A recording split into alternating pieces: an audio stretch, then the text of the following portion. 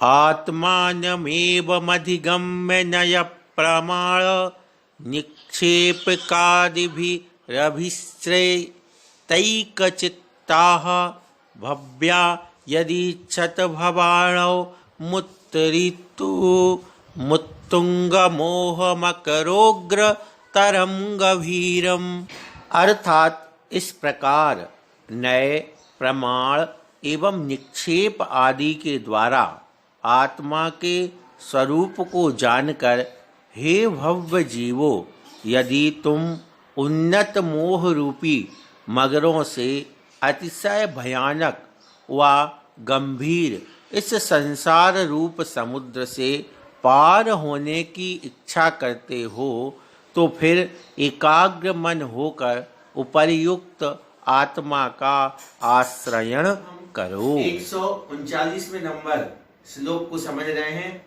यहाँ कहा जा रहा है कि इस संसार रूपी महासमुद्र से कैसे पार किया जा सकता है। तो अभी तक पिछले श्लोकों में अपन ने आत्मा का स्वरूप समझा था। आचार्य महाराज कह रहे हैं, जिस आत्मा को आपने समझा है, इसी आत्मा को जो क्या कर लेता है, नए प्रमाण एवं निक्षेप आदि के द्वारा जान लेता है, वह फिर क्या हो जाता है, संसार रूपी समुद्र से पार हो जाता है। ये यहाँ पर इस श्लोक का आशय है। और इसी बात को आचार्य महाराज ने कैसे कहा है, हे भव्य जीवो, यदि तुम उन्नत मोह रूपी मगरों से अतिशय भयानक व गंभीर इस संसार रूपी समुद्र से पार होने की इच्छा रखते हो, तो इस प्रकार की आत्मा का आचरण करो। अब यहाँ पर अपन को जो समझना है, तीन शब्द अपने सामने हैं, नए, प्रमाण और निक्षेप। इनके बारे में अपन को समझना है कि ये क्या होते हैं। नए क्या होता है, प्रमाण क्या होता है और निक्षेप क्या होता है, और इनको आत्मा के समझने में क्या सहयोग होता है, इनका कैसे नए प्रमाण और निक्षेप से आत्मा को समझा जाता है, ये अपन को समझना है। नए का सीधा सीधा सा अर्थ है दृष्टि। वैसे एक बार यहाँ जो लिखा हुआ है, ज्ञाता के अभिप्राय को नए कहते हैं। तात्पर्य यह है कि प्रमाण के द्वारा ग्रहण की गई वस्तु के एक देश में वस्तु का निश्चय करने को नए कहते हैं। अपन बिल्कुल बहुत सरल ही तरीके से इसको समझते हैं कि प्रमाण है, प्रमाण से जितना जाना जाता है, प्रमाण पूरा जानता है, और उसके एक अंश को जानना का नाम नय है। नय क्या करता है, जितना प्रमाण से जाना गया उसके अंश रूप में नय जानता है। नय एक दृष्टि है, और दृष्टि अपन जानते हैं कि दृष्टि हमारी जहां हम ले जाना चाहें वहीं जाएगी। इसी प्रकार से नय भी एक दृष्टि है, और नय जो जब समझना चाहता है, जैसा समझना चाहता है, उस नय से समझा जा सकता है। आपने द्रव्य संग्रह में पढ़ा होगा कि यह जीव संसारी है, सिद्ध भी है, कर्ता भी है, अकर्ता भी है, भोक्ता भी है। ये सारी चीजें संसारी भी है, सिद्ध भी है। अब ये दो तो उल्टे हो गए, तो यही चीज नय समझाता है कि किस नय से ये जीव सिद्ध है और किस नय से जीव यह संसारी है। प्रमाण में क्या होता है, प्रमाण तो कहता है मैंने ये बता दिया ये जीव है, बस सम्यक ज्ञानम प्रमाणम, प्रमाण की इतना ही काम है प्रमाण का, उसने कहा ये जीव है। अब जब हमने संसार में देखा कि ये एक इंद्रिय है, ये दो इंद्रिय है, ये शुद्ध है, ये अशुद्ध है, ये करता है, ये करता है, क्या है, ये सब अलग अलग जीव है, तो इनको फिर आचार्य कहते हैं कि अब उसको एक एक नय से देखो। तो यही काम नय का है। कहने का मतलब ये है कि प्रमाण से जो जाना गया है उसको जब एक देश रूप से जाना जाता है, तब वहां पर नय कहा जाता है। अब फिर समझ लें, अपन ज्ञाता के अभिप्राय को नय कहते हैं। ज्ञाता का अभिप्राय क्या है, जैसे एक सामान्य उदाहरण से समझो एक कार आपने ली, अब प्रमाण क्या कहता है, ये कार है, ये उसने जान लिया। लेकिन आप कार के पास जाते हैं, कहते हैं ये टायर है, तो अभी आपकी दृष्टि कहाँ जा रही, सिर्फ टायर पर जा रही है, इसलिए ये नय हो गया। पूरी कार प्रमाण, फिर आपने सिर्फ उस टायर को देखा, कहा ये टायर है, तो आप ये नय हो गया। फिर आपने मान के चलो कांच देखा, सीट देखी, जो भी देखा एक एक करके ये जो देख रहे हैं ये क्या है, ये नय है। बस इसी प्रकार से आत्मा के बारे में प्रमाण सिर्फ ये कहता है ये आत्मा है या जीव है, और नय क्या कह देता है, नय कहता है ये सिद्ध जीव है, ये संसारी जीव है, ये कर्ता है, ये मतलब जिस भी प्रकार का जीव है, एक इंद्रिय है, दो इंद्रिय है, ये जितने भी भेद हैं ये सब, जैसे मान लो आपका जो भी नाम है, ये नाम नय की अपेक्षा आएगा, प्रमाण में न किसी के नाम नहीं आएंगे। तो इस प्रकार से क्यों, क्योंकि हमें जब सब जीवों को समझना है तो नयों को लाना पड़ेगा। जैसे कार अकेले कहने से कार तो आ गई, लेकिन हमें उसका एक एक हिस्सा समझना है, तो वहां पर नय का प्रयोग होगा। इस प्रकार से प्रमाण के द्वारा जितना ज्ञान होता है उतने में से एक अंश ज्ञान करने के नाम को नय कहा जाता है। ज्ञाता के अभिप्राय का मतलब क्या है, ज्ञाता का अभिप्राय ये है कि जैसे मैं जानना चाहता हूँ तो मेरा अभिप्राय जहां होगा वहीं पर मैं जानूंगा, उतना ही जानूंगा, ये नय का काम है। इसलिए इसको दृष्टि कहा। नय को क्या कहा, दृष्टि, कि मैं क्या देखना चाहता हूं, मैं कैसा देखना चाहता। जैसे मान के चलो जब संसारी जीव है और उसको भी मैंने कह दिया ये शुद्ध आत्मा है, तो फिर क्या कहा जाएगा, ये किस नय से कहा, हमने शुद्ध निश्चय नय से कहा है। तो ये जो चीजें हैं उस एक तत्व को, मूल रूप से यहाँ आत्मा की बात है, तो जब आत्मा को विभिन्न दृष्टिकोणों से देखा जाता है, एक एक दृष्टिकोण से देखा जाता है, वहां नय घटित होता है। नय का कार्य है कि उसको अलग अलग दृष्टि से देखना। इस प्रकार से ये नय, फिर नय मूलतः यहाँ क्या, दो प्रकार के, एक द्रव्यार्थिक और दूसरा पर्यायार्थिक। द्रव्यार्थिक नय क्या करता है, द्रव्य पर दृष्टि रखता है। जैसे जीव द्रव्य है तो वो द्रव्य की ओर दिखता है। पर्यायार्थिक न्याय क्या करता है, पर्याय की मुख्यता पर चलता है। पर्याय जैसे मान के चलो ये हमारी मनुष्य पर्याय है, नरक पर्याय है, त्रिंज पर्याय है, ये सब पर्याय। तो उन पर्यायों पर ये दृष्टि करने वाला जो न्याय है वह पर्यायार्थिक न्याय है। अब द्रव्यार्थिक न्याय 3 तरह का है और पर्यायार्थिक न्याय 4 प्रकार का है। तो द्रव्यार्थिक न्याय में नैगम न्याय, संग्रह न्याय, नैगम संग्रह और व्यवहार न्याय। उसके बाद जो पर्यायार्थिक न्याय है उसमें ऋजु सूत्र न्याय, शब्द न्याय, समाभिरूढ़ न्याय और एवं भूत न्याय। अब इसमें से पहला जो न्याय है वह है अपना नैगम न्याय। तो नैगम न्याय में क्या कहा, अनिष्पन्न अर्थ में संकल्प मात्र को ग्रहण करने वाला जो न्याय है वह नैगम न्याय है। क्या मतलब हुआ, मतलब ये हुआ कि देखो यहाँ पे बहुत ध्यान रखने वाली, इन न्यायों से जो हमारा लोक व्यवहार है वो सही सिद्ध होता है। नहीं तो क्या होगा, नहीं तो कोई भी कह देगा ये तो तुम झूठ बोल रहे हो। तो पूरा लोक व्यवहार कैसे, अब देखो इसी नैगम न्याय में जो उदाहरण दिया जा रहा है कि जैसे मान के चलो एक व्यक्ति को जयपुर जाना है और वो तैयार हो रहा है, उससे पूछा गया क्या कर रहे हो, बोले जयपुर जा रहा हूं। अरे भाई जयपुर जा रहे हो कि तैयार हो रहे हो। तो ये नैगम न्याय कहता है कि जो अभी निष्पन्न नहीं हुआ है, मतलब जो काम हुआ नहीं है, उस काम को पहले ही कह देना। क्यों, क्योंकि उसी की तैयारी चल रही है।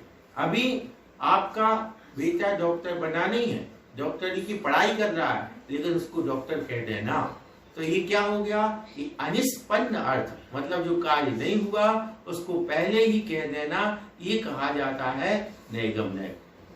दूसरा न्याय है संग्रह न्याय। संग्रह न्याय में क्या होता है कि सभी को, आप शब्द से भी इनको समझ सकते हैं, संग्रह कर लेना, भेद नहीं करना। अब जाति आदि का भेद किए बिना क्या कर लेना, सबको ग्रहण कर लेना, सबको ग्रहण कर लेना।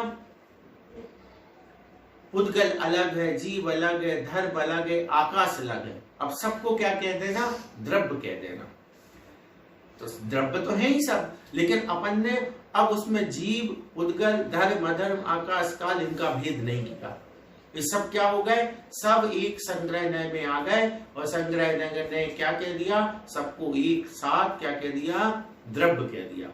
उसके बाद व्यवहार, तो जो अपन ने संग्रह न्याय से जाना, जो भी अपन ने संग्रह न्याय से जाना, उसमें व्यवहार कर देना, यानी भेद कर देना। क्या भेद कर देना, जैसे हमने द्रव्य जाना था, अब द्रव्य में अलग अलग कर देना, ये जीव है, पुद्गल है, ये धर्म है, ये आकाश है, ये काल है, इस प्रकार का ये भेद करना। तो ये हो गया व्यवहार न्याय। फिर उसके बाद दैगम, संग्रह, व्यवहार, और उसके बाद आ जाओ ऋजु सूत्र न्याय। ऋजु सूत्र न्याय क्या करता है कि बिल्कुल वर्तमान की बात करता है, वर्तमान पर्याय को ग्रहण करता है, वर्तमान की जो पर्याय है उसको ग्रहण करता है। जैसे साहब में क्या आ गया था, अपन ने जीव को अलग कर दिया, पुद्गल को अलग कर दिया, ऐसे अलग कर दिया। लेकिन अब उसके बाद जो ऋजु सूत्र न्याय आया, वो उसको और सरल करता है। वो क्या कहता है ऋजु सूत्र न्याय, कि जैसे अभी हम मनुष्य हैं, तो उसको सिर्फ क्या कहना, मनुष्य। वर्तमान हमारी ये पर्याय है, तो मनुष्य को मनुष्य कहना। और वहां पे क्या हो गया था, जब अपन ने व्यवहार न्याय था, तो व्यवहार न्याय द्रव्य तक सीमित था। कहां तक सीमित था, द्रव्य। पहले संग्रह न्याय था, संग्रह न्याय में सभी मान के चलो जो द्रव्य थे, सब द्रव्यों को सिर्फ द्रव्य कह दिया। व्यवहार न्याय ने क्या किया, व्यवहार न्याय ने जीव द्रव्य अलग कर दिया, पुद्गल अलग कर दिया, ये अलग कर दिए, यहां तक। लेकिन अब आ गई पर्यायों की बात। क्यों, क्योंकि यहां से जो ऋजु सूत्र न्याय से ये जो चार न्याय है, वो किसके हैं, पर्याय की अपेक्षा है। तो अब ये पर्यायों में, अब पर्याय में भी ऋजु सूत्र न्याय क्या कहता है कि जो वर्तमान की पर्याय यानी मनुष्य है, उसको मनुष्य कहा।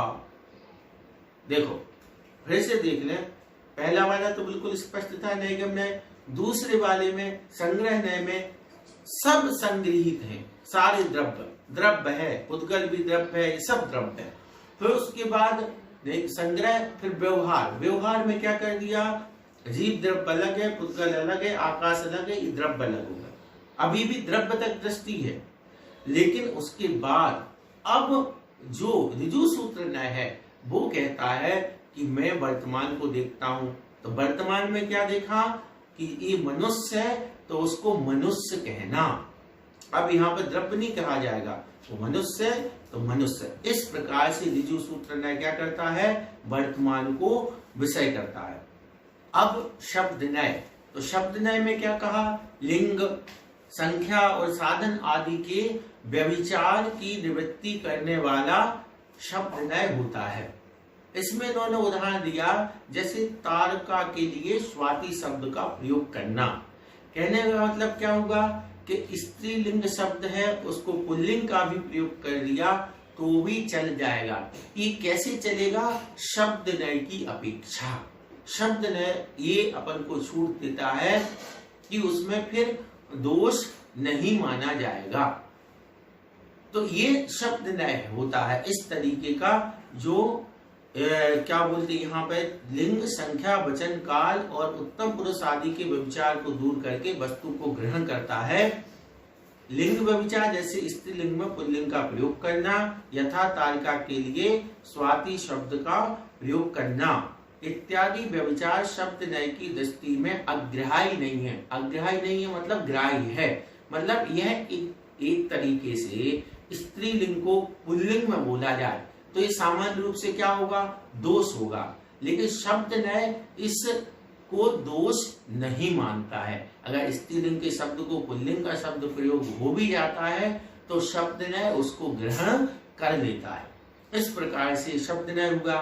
फिर उसके बाद समभिरूढ़ नय।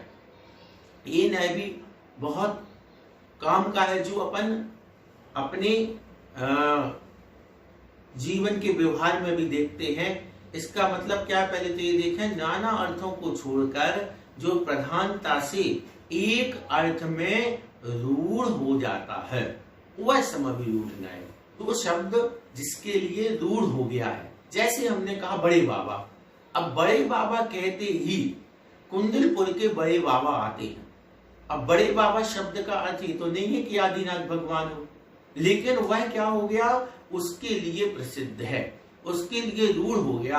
हमने कहा आचार्य श्री, तो आचार्य श्री कहते ही साथ एक आचार्य विद्यासागर महाराज की छवि सामने आई, वो सामने आए, तो ये समभिरूढ़ नय कहता है। ये जैसे एक बहुव्रीहि समास होता है, उसी तरीके से है कि जैसे लंबोदर कहो तो गणेश जी सामने आ जाते हैं, गणेश जी सिद्ध होता है। उसी प्रकार से समभिरूढ़ नय है कि जो शब्द किसी विशेष के लिए प्रसिद्ध हो जाता है वह समभिरूढ़ नय के अंतर्गत आता है।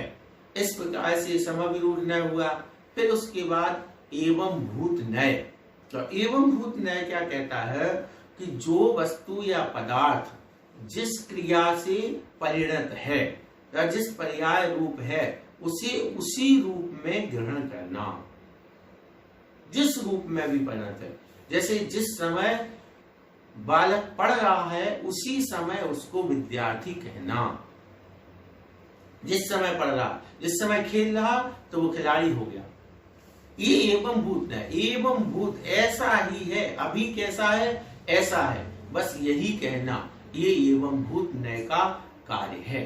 तो इस प्रकार से मान के चलो, अब आत्मा में अगर लगाओ तो आत्मा में जिस समय जो आत्मा जैसी अवस्था में उसी में ग्रहण करना।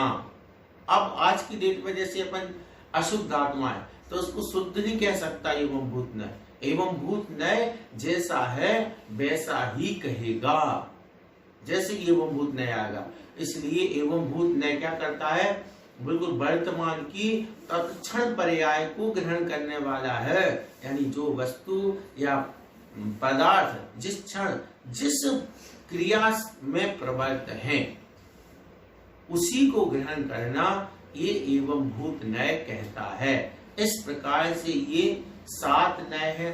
वापस से एक बार देखें, मूलतः 2 प्रकार के द्रव्यार्थिक नय और पर्यायार्थिक नय। द्रव्यार्थिक नय क्या करता है, द्रव्य पर दृष्टि रखता है। पर्यायार्थिक नय पर्याय पर दृष्टि रखता है। फिर उसके बाद द्रव्यार्थिक नय 3 है, नैगम, संग्रह और व्यवहार। पर्यायार्थिक नय 4, ऋजुसूत्र नय, शब्द नय, समभिरूढ़ नय और एवं भूत नय। इस प्रकार से ये मिला करके 7 नय भी होते हैं। और अनेकों नय हैं जिन नय से इन द्रव्य और तत्वों को समझा जाता है। प्रमाण, तो प्रमाण क्या है, सम्यक ज्ञानम प्रमाणम। जो सम्यक ज्ञान है वह प्रमाण है। हमने जीव को जान लिया, ये प्रमाण है। बस उसमें क्या नहीं होना चाहिए, संशय, विमोह और विभ्रम। यानी संशय, विपरीतता नहीं हो, उसमें संशय नहीं हो, अनद्वसा नहीं हो। ये आपने पढ़ा होगा द्रव्य संग्रह में, वहां से आप समझ सकते हैं। और भी सम्यक ज्ञान का जो के 5 भेद होंगे। पहले 2 भेद होंगे, कौन कौन से, परोक्ष और प्रत्यक्ष। उसमें मति ज्ञान और श्रुत ज्ञान, और प्रत्यक्ष में अवधि ज्ञान, मना पर्याय ज्ञान और केवल ज्ञान। इस प्रकार से ये 5 ज्ञान, और ये 5 ज्ञान ही क्या है, सम्यक ज्ञान है। उसके बाद निक्षेप, तो निक्षेप के बारे में भी हमने ये तीनों चीजों में, नय, प्रमाण और निक्षेप, तीनों की हमने लिखित रूप में भी आपको PDF दे देंगे हम। तो उसमें से आप एक बार में समझ में नहीं आता है तो बार बार पढ़ करके उसको समझ सकते हैं। निक्षेप शब्द का अर्थ रखना है। प्रत्येक शब्द का प्रयोग अनेक अर्थों में हुआ करता है, उनमें से किस समय कौन सा अर्थ अभीष्ट है यह बतलाना निक्षेप विधि का कार्य है। वह निक्षेप नाम, स्थापना, द्रव्य और भाव के भेद से 4 प्रकार का है। वस्तु में विवक्षित गुण एवं क्रिया आदि के ना होने पर भी केवल लोक व्यवहार के लिए वैसा नाम रख देने को नाम निक्षेप कहते हैं। तो अपन को लोक व्यवहार चलाना है।